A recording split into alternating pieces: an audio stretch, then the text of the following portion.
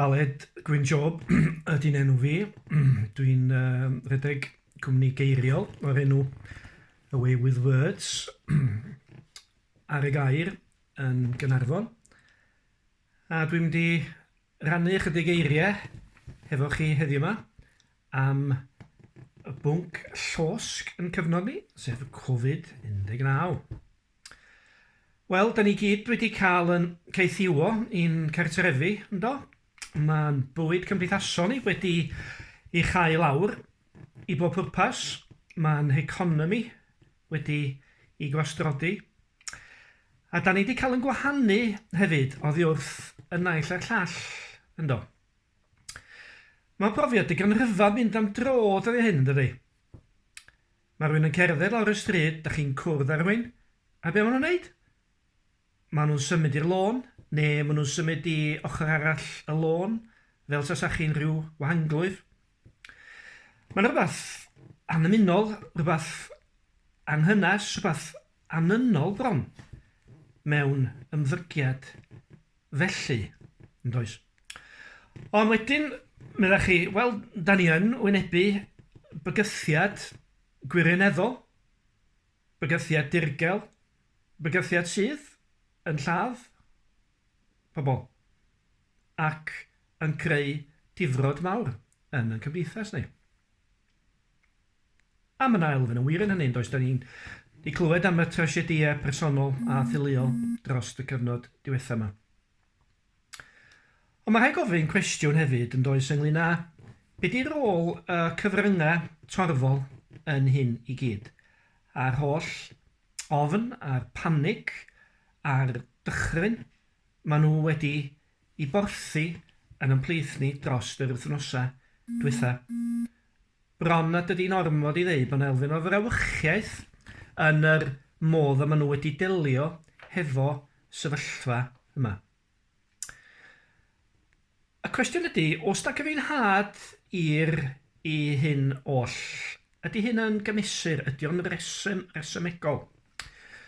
Wel, un gwefan ddefnyddiol iawn sy'n cynnig darlun go glir ynghylch y sefyllfa a'r sefyllfa ystadegol ydy gwefan yr enw Worldometers. Y Worldometers yn monitro achosion coronavirus ar hyd y lled y byd ac yn rhoi diweddariad dyddiol i ni ynglyn â'r sefyllfa. A nes i edrych ar Worldometers bore yma, a dyma ydy'r sefyllfa heddiw yma. Mae yna 1.972 miliwn o achosion o coronavirus yn y byd. A mae yna 1.972 o'r rhain yn achosion sy'n cael ei disgrifio fel achosion ysgafn, achosion y mae pobl yn gwella ohonyn nhw ac yn debyg o ddod drostyn nhw. Mae'r gweddill wedyn yn rhai critigol, difrifol, sy'n debyg o arwain at farwolaeth. Ond wyddwch chi faint ydy'r achosion yma? 60,000. Os da chi'n edrych ar y cyfraddau fan hyn, mae yna 97% o'r holl achosion yn bobl sydd yn gwella o'r haint. A 3% yn unig yn bobl sydd yn marw ohono fo. Ac yn anffodus, mae rhai sydd yn marw ohono fo at ei gilydd yn bobl sydd yn dioddau o glefydau eraill comorbidities fel sy'n cael ei ddweud. Felly mae yna cwestiynau i'w gofyn yn does ynghylch be'n union sy'n mynd ymlaen yn fan hyn. Ydyn ni yn cael yn camarwain os na lwch yn cael yn ei taflu'n llygaid ni? Ydyn ni'n cael yn twyllo hyd yn oed ynglyn â gwir faintioli y broblem yma? Mae yna bod math o esboniadau yn cael ei cynnig am hyn oll, a dwi ddim am fynd lawr fynd ar ôl y sgwarnog honno heddiw yma. Ond, hyd yn oed a derbyn yn bod ni mewn sefyllfa ddryslyd a sefyllfa anodd a sefyllfa ddyrus iawn, mae wastad yn syniad i geisio edrych ar bethau mewn modd positif a chadarnhaol, yn dydi.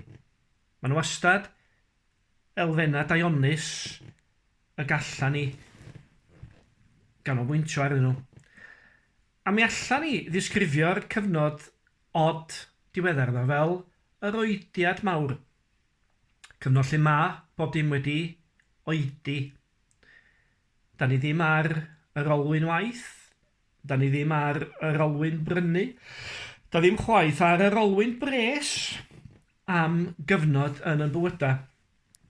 A da ni gyd wedi cael cyfnod o dawelwch, cyfnod o lonoddwch, cyfnod pwysig iawn i ail asesu, i ail edrych ar yn bywydau ac i ail feddwl be yn union sy'n bwysig i ni. Falla i bod ti'n wir i ddeud bod yna lot fawr ohono ni wedi cael beth sy'n cael yn epiphanies bychan yn ystod y cyfnod yma.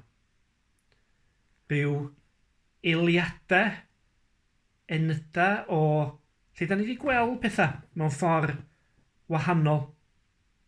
Ac unwaith da ni'n gweld rheina, mae'n awydd wedyn i newid pethau yn does. Do'n ni'n faint o bobl sydd wedi deud i bod nhw'n bwriadu gwneud newidiadau go sylweddol i'w bywydau unwaith y dawr ceithiwol cymdeithasol yma i ben. O rhan fy hun, yr epiphany fach dwi wedi gael ydy gweld pa mor eithriadol o bwysig ydy cerdded. Mi dwi wastad wedi bod yn berson sy'n mwynhau cerdded. A cerdded yn llesol i'r corff a'r meddwl. Yr epiphany dwi wedi gael ydy